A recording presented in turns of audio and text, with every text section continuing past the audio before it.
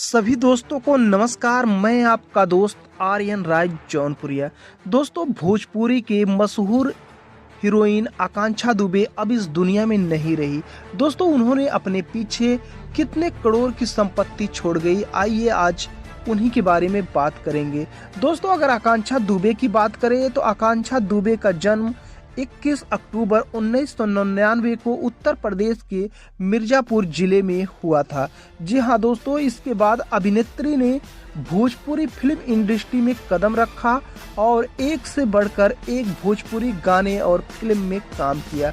अगर दोस्तों इनकी शुरुआती जिंदगी के बारे में बात करें तो इन्होंने सबसे पहले भोजपुरी में जाने से पहले इन्होंने टिकटॉक पर स्टार बना। उसके बाद इन्होंने भोजपुरी इंडस्ट्री में काम करने का मौका मिला। दोस्तों, अगर आकांक्षा दुबे की कमाई की बात करें तो उन्हें सबसे ज़्यादा कमाई टिकटॉक और यूट्यूब से होती थी। उसके बाद इन्हें भोजपुरी इंडस्ट्री से कमाई होने लगी। अगर इनकी महीने की बात करें दोस्तों तो महीने में कम से कम 80 से 90 हज़ार या तो 1 लाख रुपए की महीने की भी कमाई हो जाती थी।